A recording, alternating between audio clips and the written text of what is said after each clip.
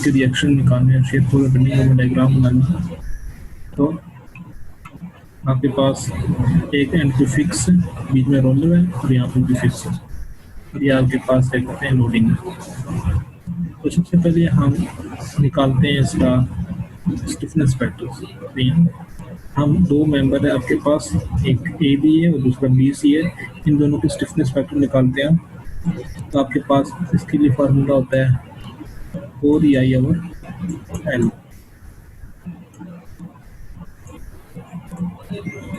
अब आपके पास जो length of the member EI का ये कांस्टेंट है थ्रू आउट दी बीम, आपके पास सिर्फ लेंथ वेरी करेगा तो आपके पास stiffness factor change. A B के लिए आपके पास लेंथ होगा 10 + 5 15, it will be 25, and for BC it will be 30। तो अगर हम क्या कहते हैं इसके डिस्ट्रीब्यूशन फैक्टर की बात करें तो क्योंकि एंड पे फिक्स आ गया तो इसका डिस्ट्रीब्यूशन फैक्टर होगा 0, और ये भी एंड पे फिक्स तो इसका भी 0 होगा। इंटरनल रोलर का हमने निकालना होगा तो उसके लिए वही फार्मूला होता है K/टोटल K। तो अगर हम BA के लिए निकालते हैं, BA के लिए तो आप KBA यानी 4EI/25 डिवाइडेड बाय आपके पास बी तो दोनों का सम, BA के YI 25 हो जाएगा और इधर आऊगा I 30। ये इसलिए नहीं लिखा क्योंकि थ्रू आउट भी सेम है, I भी सेम है, तो ये सारे काट देंगे, आप काट सकते हैं, भी काट सकते हैं। तो ये आपके पास जो BA का डिस्ट्रीब्यूशन फैक्टर आया वो 0.545 आया। दूसरे का भी आप इसी तरह निकाल सकते हैं, वो शॉर्टकट ये है कि आपके पास जितनी भी जॉइंट पे जितनी भी समेशन ऑफ दी स्टिफनेस और डिस्ट्रीब्यूशन फैक्टर तो उसका वो 1 की इक्वल है, आप डायरेक्ट 1 से माइनस करके निकाल सकते हैं। ये जॉइंट पे क्योंकि जितने भी आपके पास मोमेंट आ रहा है वो टोटल क्योंकि डिस्ट्रीब्यूट हो रहा होता है, इसलिए आपके पास अगर एक दो मेंबर जो है एक का 0.545 आ रहा है तो वेरी बार दूसरे का जो है 1 माइनस कर दिया। हमेशा एक जॉइंट जितने भी मेंबर जाते हैं उनके जो डिस्ट्रीब्यूशन फैक्टर समेशन होता है वो 1 की करता है। तो हम सबसे पहले एक टेबल बनाते हैं उसमें सबसे पहले हम इसके बाद हम इसके फिक्स मूवमेंट निकालते हैं। और ये जितने भी आपके पास जॉइंट से फिक्स है और मूवमेंट्स आ रहे हैं, यहाँ पे भी मूवमेंट आ रहे हैं, यहाँ पे तो हम दोनों मेंबर्स के पीछे मूवमेंट निकाल लेंगे। इससे हम टेबल देखेंगे, टेबल में हम मतलब वो देखेंगे जिसके दोनों एंड पे मूवमेंट है।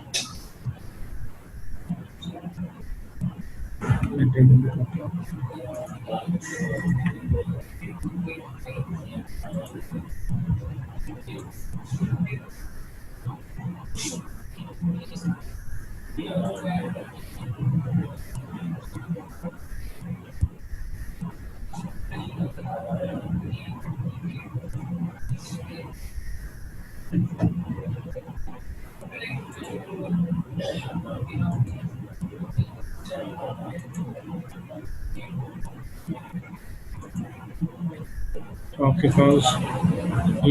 पास है टेबल, तो इसमें से आपने क्या कहते हैं देखना कि हमारे लिए कौन सी कंडीशन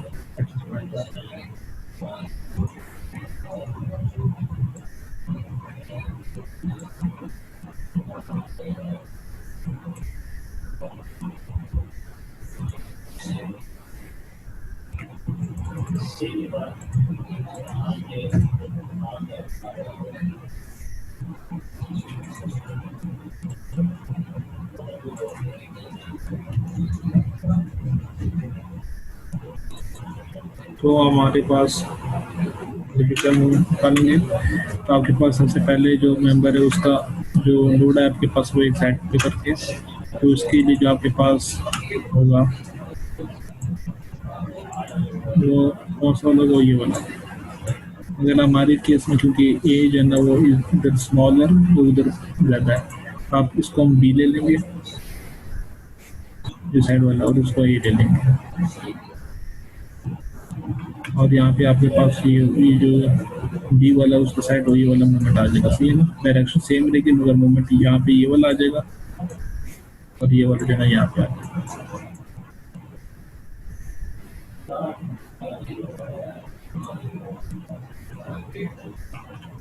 तो ये आपके पास हमने फार्मूला यूज़ किया, तो आपके पास यहाँ पे हमने क्योंकि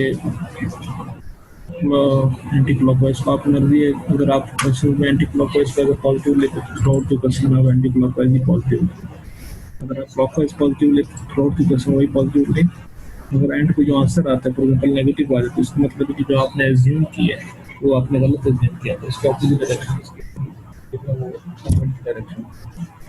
तो इसमें हमने जो ना दोनों जो मोड आपके पास पैन है, इन दोनों के हमने जो ना फिक्सन मूवमेंट निकाल लिया चार। और ये फिक्सन मूवमेंट भी आ गया, ये भी आ गया, ये भी आ गया और ये भी आ गया। तो सबसे पहले हम डिस्ट्रीब्यूशन फैक्टर निकाल लिखते हैं। सिक्स का हमारे पास 0 था, सी जी का भी 0 था, इन दोनों का हमने निकाला। फिर हमने उसके बाद फिक्सन मूवमेंट निकाला, वो लिखे। अब देखें, हम देखते हैं कि डी पे जो है टोटल कितना आ रहा है मूवमेंट। तो इन दोनों को हम सम करते हैं, 150 माइनस 43.2। तो यहाँ पे टोटल जो मूवमेंट आ रहा है वो आपके पास आ रहा है 106.8। क्योंकि आपके पास ये जो है ये फिक्स है, तो यहाँ पे मूवमेंट आराम आ सकता है। इसको हमें सेटिस्फाई करने की, इसको हमें काउंटर करने की जरूरत नहीं। क्योंकि बीच में जो रोलर है इसमें मूवमेंट नहीं आ सकती, इसमें मूवमेंट जून आना चाहिए। दोनों साइड पे इक्वल एंड ऑपोजिट डायरेक्शन में मूवमेंट आता है।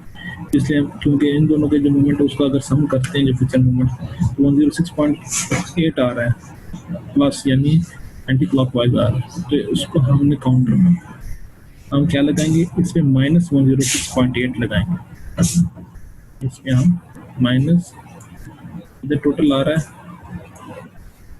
प्लस 106.8 और माइनस 106.8 लगाएंगे।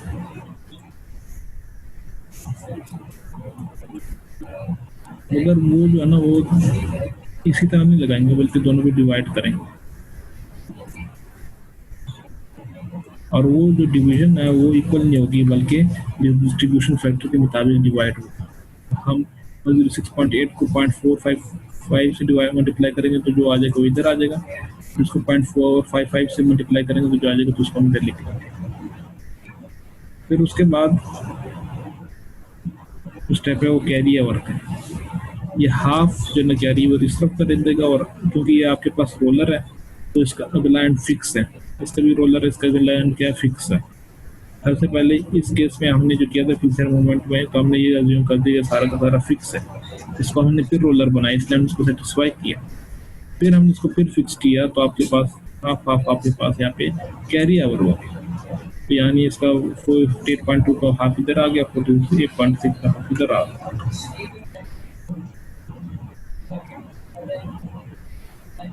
तो ये आपके पास यहाँ पे क्वेश्चन जो है ना वो हल हो जाते हैं। इसको हम सम कर लेते हैं, इन दोनों को सम कर लेते हैं। आपके पास 35.7 आ जाता है, इनको सम करते हैं माइनस 101.4 आते हैं। इसका सम करें तो प्लस 101.4 देता -1।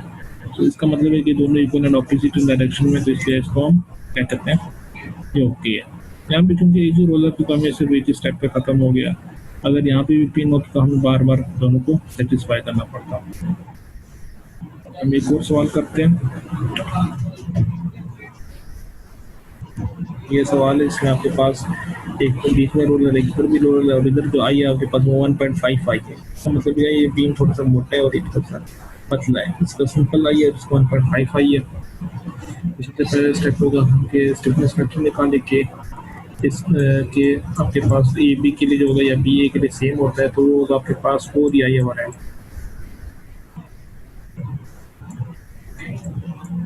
यहाँ भी डायरेक्ट यूज किया, मगर आप पहले से निकाल के उतना अच्छा होगा। तो लेंथ आपके पास 10 और आई आपके पास 1.5 आई।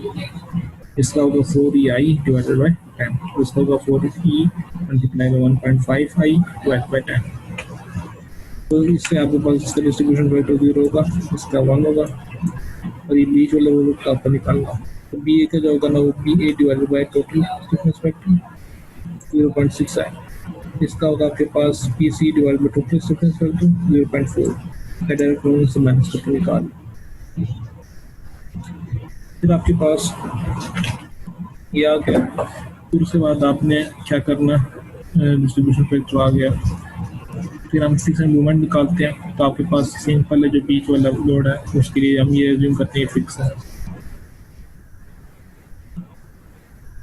तो ये बीच वाला लोड जो है ये लग रहा है तो पी एल बाई 8 है, इस तरह कुछ है फार्मूला।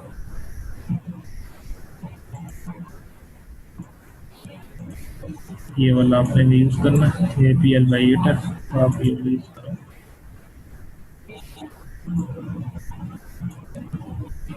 तो पी एल 8/8 आ गया आपके पास, ये आपके पास 8 है, एल आपके पास 10 है और 1/8। तो ये आपके पास ये दोनों आ गए। इधर आपके पास ये दूसरे पेन के लिए आगे फिक्सर मूवमेंट, तो आपने इस पे पहले डिस्ट्रीब्यूशन फैक्टर निकाले, इधर 0, इधर 0.6, 0.4 इसका 1, और यहाँ पे आपके पास जो फिक्सर मूवमेंट आ रहा था +100 आ रहा था, इधर -100 आ रहा है, इधर +50 आ रहा है, इधर -50 आ रहा है। अब देखिए ये हमने अज्यूम किया कि सब के सब अभी हम फिक्सर मूवमेंट जो है ना सिर्फ फर्स्ट टेबल वाला, अब हम हमेशा सिर्फ फर्स्ट टेबल वाला ही लेते हैं। हमने अज्यूम कि ये भी फिक्स है, ये भी फिक्स है, तभी फिक्सर मूवमेंट आया आपके पास। यहाँ पे आया आपके पास -100, इधर आया +100, इधर -50, इधर +100। हमने जूम किया था फिक्स किया, हम इसके बाद स्टेप करेंगे तो उसमें हम क्या करते हैं, इसको ओरिजिनल पोजीशन पे ले आते हैं। ओरिजिनल पोजीशन क्या है, ये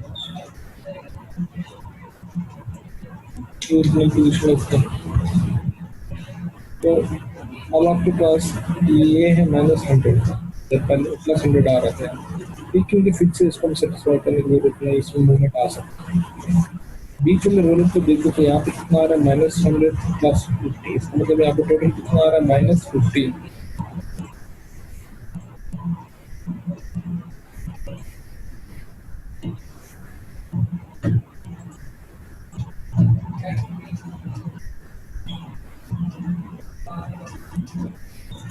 अब आवाज आ रही है आपको सही?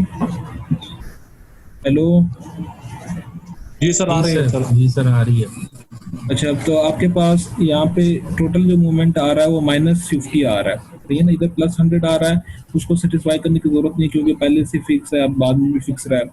अगर इसको हमने पहले फिक्स से अभी जब रोलर बनाया तो यहाँ पे आ रहा था -50 और इधर आ रहा है -50। तो ये दोनों जो है ना रोलर है, ठीक है ना, ये दोनों मूवमेंट्स नहीं उठा सकते, इसलिए हम इसको सेटिस्फाई करेंगे। सेटिस्फाई के इसके एंटी जो ना काउंटर में हम जो ना वो मूवमेंट लगाएंगे, यानी +50 लगाएंगे और इस पर भी +50 लगाएंगे, तब जाके इसका मूवमेंट 0 हो जाएगा। तो हम इस पे जब +50 लगाएंगे तो वो दोनों में डिवाइड होगा। दोनों में डिवाइड किस तरह, को डिस्ट्रीब्यूशन फैक्टर के मुताबिक डिवाइड होगा। तो इसका 0.6 है तो यहाँ भी 30, 0.6 से मल्टीप्लाई करेंगे तो 30 आ जाएगा, यहाँ 0.4 से मल्टीप्लाई करेंगे तो 20 आ जाएगा, और यहाँ पे प्लस करेंगे तो डायरेक्ट आ जाएगा क्योंकि इसका डिस्ट्रीब्यूशन फैक्टर क्या है, 1। इसको सेटिस्फाई करने की जरूरत नहीं क्योंकि ये पहले से फिक्स है। इसके बाद जब हम देखते हैं आपके पास जो स्टेप होता है उसमें ये होता है कि आपके पास इसमें से जो है ना वो हाफ, ये रोलर हो ना, उसमें से हाफ जो है ना वो कैरी ओवर हो जाता है। अगर यहाँ पे मूवमेंट आ रहा है कोई तो उसके अगले वाले पे भी मूवमेंट आ रहा है तो हाफ कैरी ओवर हो जाता है। तो इसका हाफ इधर आ जाएगा, 15 ए पे आ जाएगा, और 20 का जो है ना हाफ वो इधर इधर रोलर पे आ जाएगा 10, और इसका जो था मूवमेंट उसका हाफ इधर आ जाएगा 25। अब हमने ये फिक्स कर कैरी ओवर किया, आपके पास ये फिर से मूवमेंट्स आ गए, यानी इसका मतलब हमने इसको फिर से फिक्स किया हुआ था। जब फिक्स करेंगे तो इसका मतलब मूवमेंट्स आ जाते हैं। इस पे कितना मूवमेंट आ गया कैरी ओवर करके, बी पे सिर्फ एक साइड से 25 आया, इधर आया 15 और इधर आया आपके पास 10। इसको मतलब इसको हमें फिर से सेटिस्फाई करना होगा। तो इसको सेटिस्फाई करने की जरूरत नहीं क्योंकि पहले से फिक्स है। इसको सेटिस्फाई करेंगे तो क्या लगाएंगे, -25। तो -25 लगाएंगे, दोनों में डिवाइड होगा। डिवाइड किस तरह होगी, इसको इनकी डिस्ट्रीब्यूशन फैक्टर से मल्टीप्लाई करेंगे तो -25 मल्टीप्लाई बाई 0.6 करेंगे तो 15 आ जाएगा, और -25 मल्टीप्लाई बाई 0.4 करेंगे तो -10 आ जाएगा। इसी तरह 10 को भी इधर लगाएंगे, मतलब यार रजिस्टर वेक्टर 1 ही तो डायरेक्ट लिख लेंगे पहले। अब ये फिर कैरी ओवर कर देंगे कि यहाँ से माइनस से हाफ इधर आ जाएगा, इसका माइनस का हाफ इधर आ जाएगा और इसका इधर हाफ आ जाएगा। कैरी ओवर में सेम साइन रहता है, बस इक्वल हाफ से डिवाइड करते हैं। कैरी ओवर वो तो यहाँ तक, तो इधर फिर हम देखते हैं इधर -75 आ गई, इसकी कोई मसला नहीं, इतनी फिक्स है। इधर फिर -5 आ गया, कम हुआ है मगर फिर भी मूवमेंट आ रहा है, और इधर भी -5 आ रहा है। तो इसका मतलब इसको हमें फिर सेटिस्फाई करने की जरूरत है। हम क्या लगाएंगे, इधर +5 लगाएंगे। जब ये सेटिस्फाई करेंगे ना आप बैलेंस करने के लिए, जब ये बैलेंस करेंगे तो हम उसके ऑपोजिट साइन लगाएंगे, तभी वो बैलेंस होगा। अब -5 से जब हम +5 लगाएंगे तभी 0 होगा। अगर डायरेक्ट नहीं लगाएंगे बल्कि दोनों में डिस्ट्रीब्यूट होगा, इधर 0.6 आ जाएगा, इधर 0.4 आ जाएगा, फिर दोनों से मल्टीप्लाई करके इधर आ जाएगा। फिर इधर इसको भी सेटिस्फाई करने का, इसको डायरेक्ट +5 लगा देगा। फिर ये हाफ कैरी ओवर कर देगा, इधर भी हाफ कैरी ओवर कर देगा, इसको भी हाफ कैरी ओवर कर देगा। तो इसी तरह आपने करते रहना जब तक कि ये आपके पास ऑलमोस्ट अप्रोक्सीमेटली जो है वो 0 की इक्वल ना आ जाए। जब ये 0 पॉइंट इस तरफ कुछ आ जाए तो इसका मतलब है आप बस यहाँ तक बंद कर दें। अब पिछले सवाल में आपको सिर्फ एक ही दफ़ा कैरी ओवर करना पड़ा, इसमें बार बार कैरी ओवर करना पड़ता है। इसकी वजह क्या है आपके पास कि यहाँ पे 2 रोलर आ, जब भी 2 या 2 से ज़्यादा रोलर आ जाए तो आपका सवाल एक ही स्टेप में ख़त्म नहीं होता बल्कि 2 अलग स्टेप्स लगते हैं। उसकी वजह क्या है आपके पास उसको बार बार आपको सेटिस्फाई करना पड़ता है। जबकि इस केस में, पिछले वाले सवाल केस में सिर्फ एक ही था, तो एक ही दफ़ा आपने सेटिस्फाई कर दिया, कैरी ओवर हो गया दोनों वगों में, बस खत्म। क्योंकि मूवमेंट उठा सकते कैरी ओवर, इनके पास जब आए तो इन्होंने मूवमेंट उठा लिया, इसके ऊपर कोई कैरी ओवर नहीं आ रहा। ये लोग क्या करते हैं इस सवाल में कि ये वाला कैरी ओवर इस पे करता है और ये वाला इस पे कैरी करता है, इनको बार बार से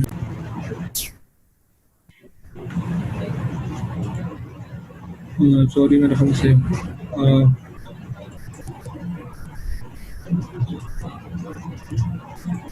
अभी आ रहा है आपको नजर, कनेक्ट हो गया सारे? जी सर, आ रहे हैं। जी सर, कनेक्ट हो गया सर। फिर आपके पास इसको फिर से हमें बैलेंस करना पड़ता है बार बार, इसलिए आपके पास जब भी 2 रोलर आते हैं जिनको आपको बार बार बैलेंस करना पड़ता है।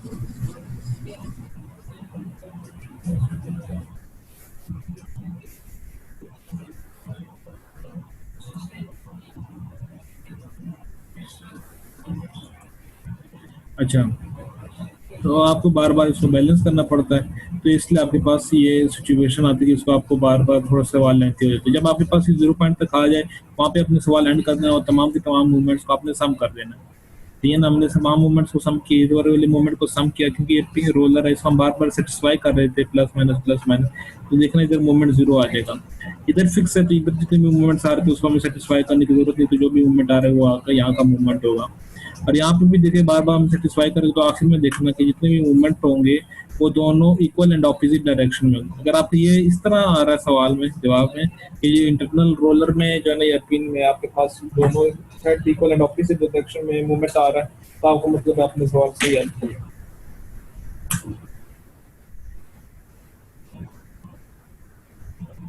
ये अल्टरनेटिव मेथड बताया, मगर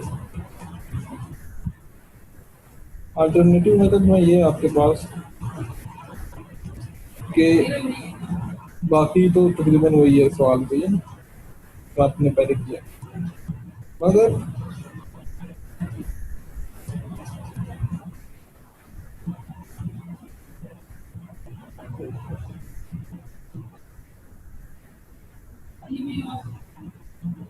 चलो आपको इसकी जरूरत नहीं है, मैं रीड कर दूंगा। अच्छा, अब जब आपके पास मूवमेंट्स आ जाती हैं, देखें तमाम की तमाम मूवमेंट्स आ गए, ठीक है ना, फिर हम इससे जो है ना क्या कहते हैं, इधर 0 मूवमेंट आया था, तो इससे हम जो है फिर रिएक्शन निकालते हैं। रिएक्शंस किस तरह निकालते हैं कि हर मेंबर को अलग अलग ले लेते हैं, इस मेंबर को अलग ले लेते हैं, इसको भी अलग ले लेते हैं। आपके पास सिर्फ ये मूवमेंट्स और ये लोड है, तो ये ना ये 422.5 37.5 इन्होंने कैलकुलेट किया। इसकी जगह आप सब ए वाई लगा देंगे, इधर आपने बी वाई लगा देना है, बी वाई 1 लगा देना है, क्योंकि आपके पास बी जो है वो शेयर हो रहा है, इधर भी शेयर हो रहा है, उधर भी शेयर हो रहा है। तो आपने फॉर एग्जाम्पल मैंने ए बी पे मूवमेंट लिया, ठीक है ना, जब बी पे मूवमेंट लिया, ये मूवमेंट भी पता है, ये मूवमेंट भी पता है, ये भी पता है, आपके पास ए वाई आ जाए, फिर सिग्मा एफ वाई कर देंगे तो आपके पास बी वाई आ जाएगा, ठीक है ना।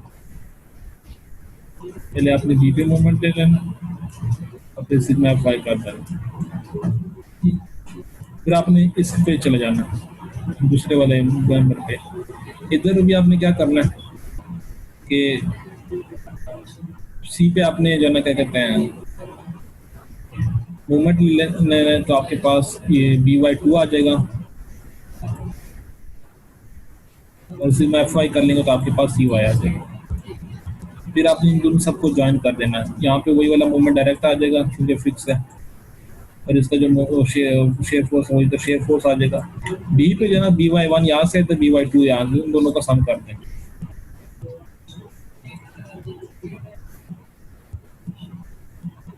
और सी वाई यहाँ से आ जाएगा। यहाँ पे मूवमेंट पहले भी नहीं था और लिखने की जरूरत भी नहीं क्योंकि ये रोलर है। तो आपके पास इससे शेयर फोर्स डायग्राम बनाएंगे कि आपके पास पहले 42.5 ऊपर के, फिर हम इधर के तो आपके पास 18 नीचे लग रहा था, 18 नीचे आ गए। फिर हम स्ट्रेट दिए तो आपके पास 65.84 ऊपर लग रहा है तो उसमें प्लस कर देंगे तो हम 28.34 आ जाएगा। फिर हम स्ट्रेट जाएंगे तो 40 नीचे लग रहा है तो हम नीचे आ जाएंगे तो माइनस 11.66 आ जाएगा। फिर हम स्ट्रेट जाएंगे फिर उसमें प्लस 11.66 लगेगा तो आपके पास 0 हो जाएगा। इसी तरह हम इसके बेंडिंग मोमेंट डायग्राम भी बना सकते हैं अगर आपके पास ये मौजूद हो। इस एरिया निकाल के इसके बेंडिंग मोमेंट डायग्राम बना सकते हैं। सबसे पहले हम यहाँ से शुरू करते हैं तो यहाँ पे आपके पास है 108.64। आप ये माइनस में एंटी क्लॉकवाइज है तो आपके पास हमने नीचे चले जाना एंटी क्लॉकवाइज है। फिर हमने ये जो ये मोमेंट का एरिया ये प्लस कर देना है इसमें।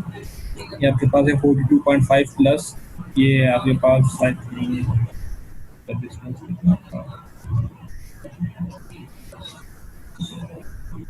5555।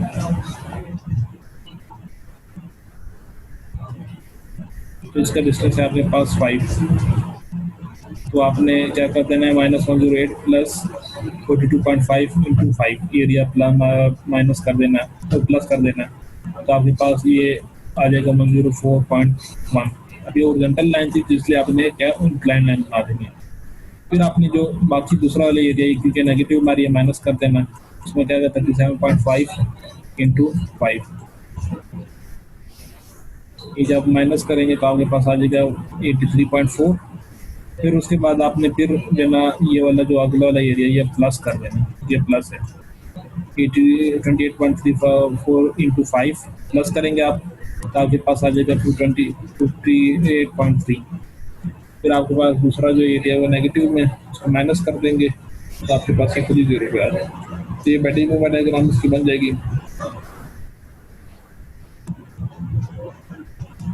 ये और भी कुछ सवाल हमने इसमें डाले हुए वही सवाल है जो इंटरनल रोलर है तो बाद में बार बार किस तरह आपने करना है। पहले आपने वही डिस्ट्रीब्यूशन पैटर्न निकाल देना है पहले आपने क्या कहते हैं पैटर्न निकाल देना है डिस्ट्रीब्यूशन पैटर्न निकाल देना है। इन दोनों के लिए 0 हो जाएगा आपके पास। इसके लिए आपने निकालना है sum of this distribution pattern divide by total difference pattern तो आपके पास डिस्ट्रीब्यूशन पैटर्न आ जाएगा दोनों रोलर का।